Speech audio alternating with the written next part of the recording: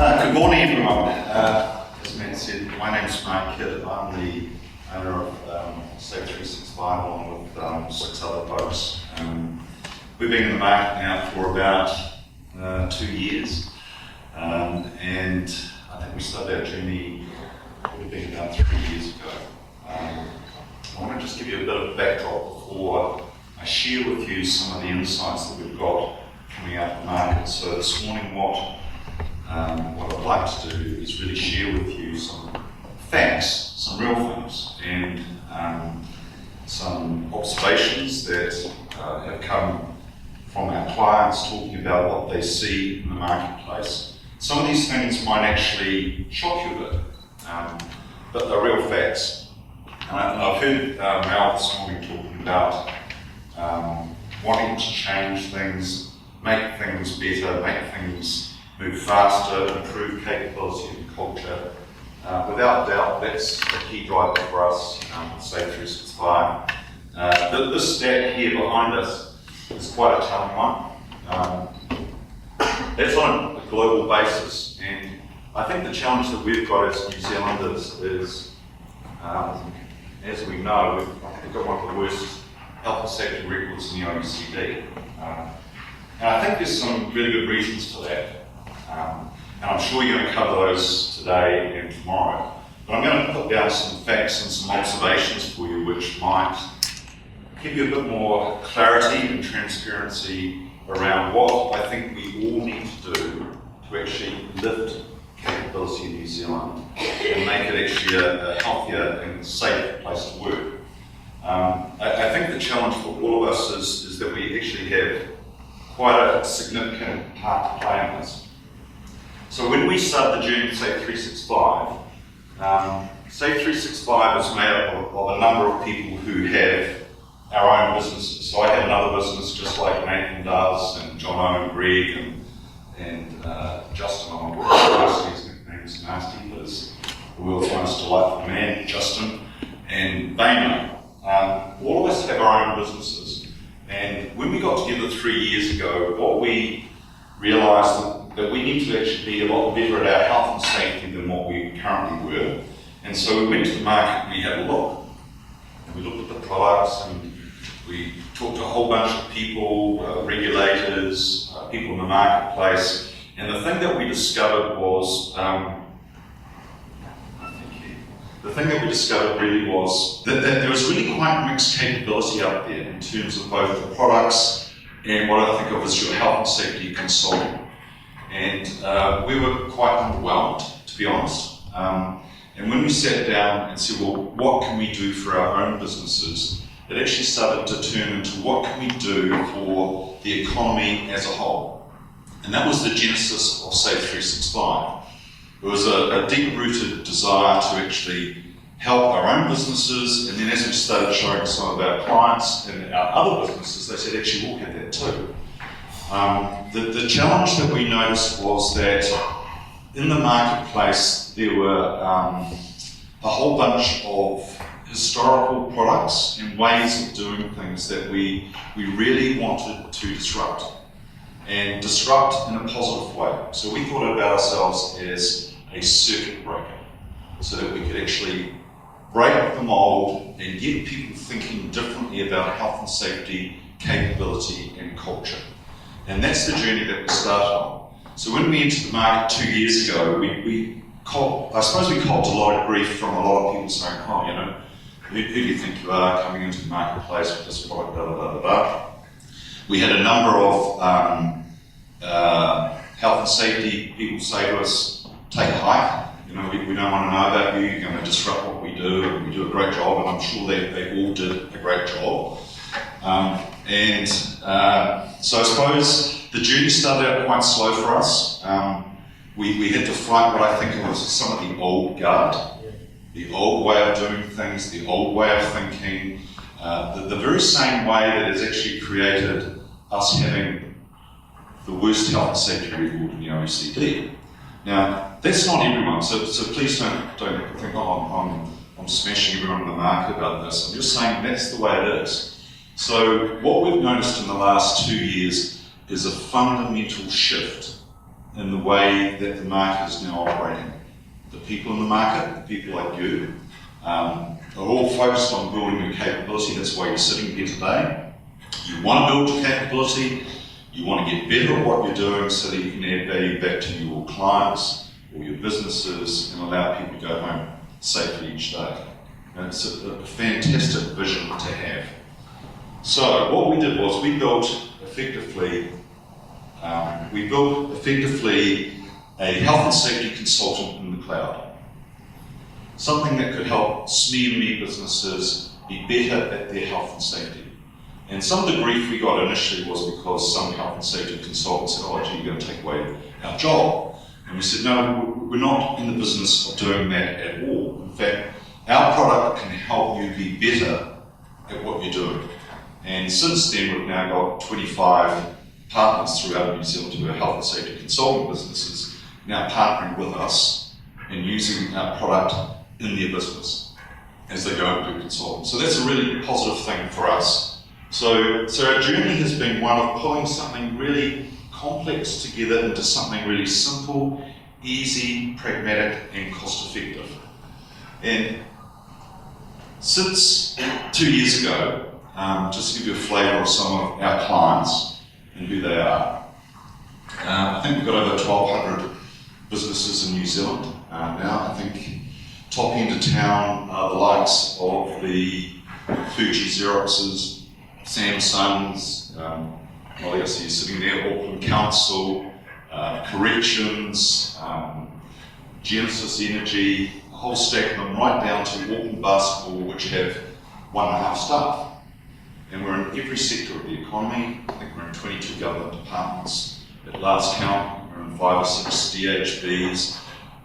We're in councils, local authorities, everything you can imagine in terms of the sector, we're in there. So 1,200 and counting every day gives you quite meaningful information. And that's what I'm going to share with you this morning. So just to give you a bit more of a flavour, here's some more of our clients. We're in agri as well, I mentioned agri, and we're in fishing and a whole bunch of others. So the stuff I'm about to share with you is meaningful information. It's not hearsay, it's facts-based information. So, the other thing that we've done is we've partnered with people. I mentioned we've partnered with 25 health and safety businesses throughout New Zealand. We've also partnered with the likes of HAZNs, with NZHSP, so the last month or so that we've got together and said how can we actually use our product to help build capability in the health and safety members that they have. And so discussions are continuing around how we can help them and them help us. And we've partnered with others like N3 and Right Way and BNZ and so forth. And we've expanded overseas as well. So we've got partners now in Canada, Australia, the UK, and we're in talks with Singapore and others. The interesting thing about that is they've all got the same fundamental problem. How do you build health and safety capability and culture in a meaningful and sustainable way? And the challenge for a lot of businesses is how do you do that in a cost-effective way that makes life really, really simple? So, just before I give you the data, I'm just going to explain this. This is Safe365. It's called Starburst, Wagon Wheel, Dashboard, a whole bunch of names that different clients give it.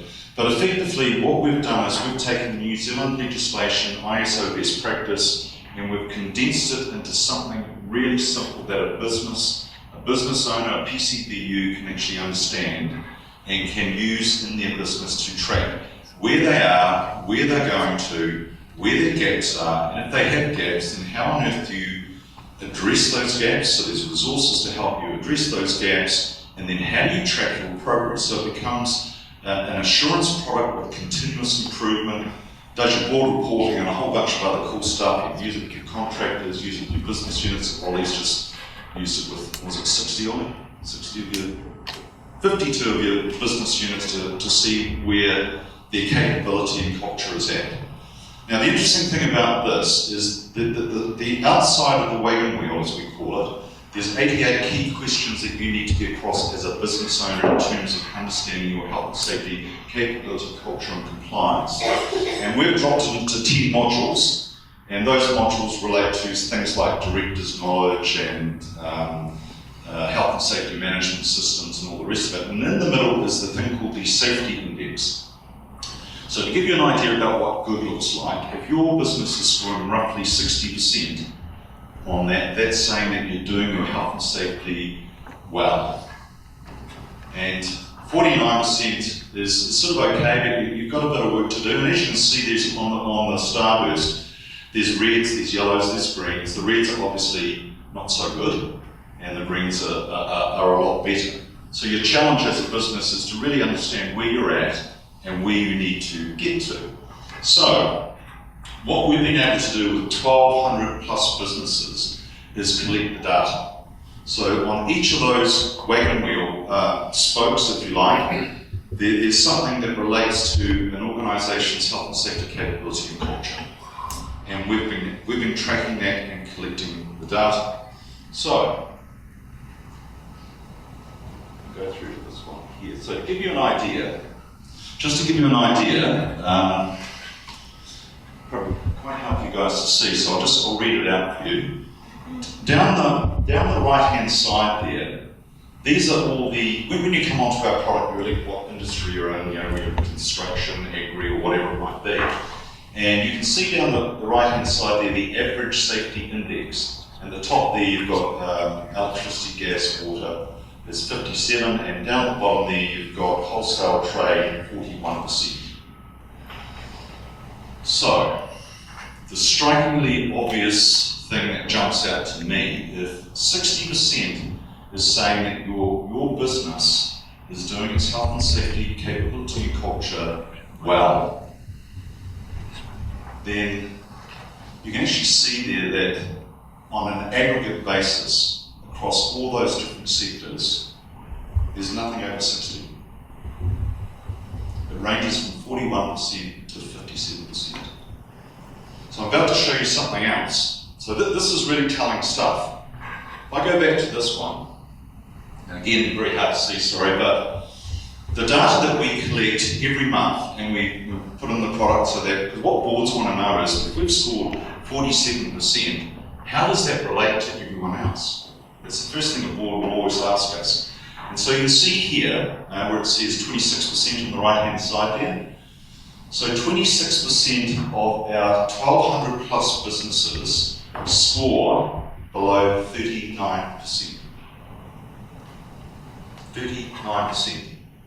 And then the next one you see between 40 and 60 is 43%. So 70% of our businesses who use Safe365, which effectively measures your health and safety capability and culture, aren't even at a good level. Does that surprise anyone? So when we started this over 2 years ago, those figures were actually worse. So they've improved. They've actually improved. I think it was about 84, 85% were below 60%. So it's actually got better. It's now roughly about 70%. The sample size is obviously a lot bigger, so it's a lot more meaningful and significant. But for me, as a business owner and also a father, and my kids are out there working, and I think 70% of the businesses out there in our sample of 1,200 plus aren't even doing their health and safety well, then quite frankly, that's poor. That's just not good enough. And the interesting thing there is where it's got 9%, safety index score above 76% is 9% of businesses. They tend to be the businesses like our clients like Fuji, Xerox and Samsung, and very risk-orientated businesses. Yep. So these are Japanese, Korean, very, very heavy focus on risk. But even then, I think we've only got maybe 1 or 2 in the 90%. But to get into 90%, you've really got to be pushing the ISO best practice. It's incredibly hard to get up there. I think we've got 1 from memory. And when you look at what they're doing in terms of their capability and culture, it is the exemplar of what good looks like. But I think there's only one of them. One of them. So I think the challenge for all of us as health and safety people, whether we're in a business or working for businesses, is trying to lift this capability. I think the challenge for a lot of them is they don't actually know what good looks like, and they don't actually know where to start. And so the challenge becomes one of, where on earth do we start, even if we want to, and how do we make it really simple for ourselves as a business? So, I should really talk about this, or we can try and move on. On that wagon wheel that I showed you before, one of the modules, if you like, is around health and safety management system. That is the best scoring one out of all the modules. Now that's hardly surprising because that's what we've been focused on for the last 10 or 15 years in New Zealand. Everyone has a health and safety policy, whether it's a paper-based door stopper or whether it's something online, but everyone's sort of got something, haven't they? And so not surprisingly, when you look at that wagon wheel and we go down to the thing called health and safety management, that actually our clients do that really, really well. The thing they do the least well is audit and verification. So in other words, checking what you've just done and making sure you're doing it well and then continuously improving it. And I think hence why the change in legislation is all about continuous improvement and making things better. And when you look at our data confirms that. It says that businesses generally, when they do something, a health and safety system, they put it in and they go, oh, thank God we've got that. But they actually don't go back and verify it. They run an audit through it, they recheck it, they look for continuous improvement. The other thing that came through, which is really interesting, most capable element was the health and safety policy. The least capable, and this is slightly shocking. So I've done a lot of work with those 1,200 businesses in New Zealand, and the one thing that stands out to me without exception is the induction of directors and PCBUs in their understanding of health and safety in their business. So we've heard the word leadership this morning and culture. So the only way that you can build a strong culture in your organisation is by having great leadership. And leadership that sets the direction and does what they want the organisation to. They set the tone of your culture. So if your leaders in the business haven't even been inducted in what good health and safety practice is, then you haven't got a hope in hell in building a really strong culture. It's really simple. And so the interesting thing here is the poorest scoring of those 88 questions when you look at an organisation's health and safety capability and culture is directors induction. That includes your PCBUs, your business owners, but that is the worst scoring out of the lot. So you think of the pyramid, top of the pyramid are the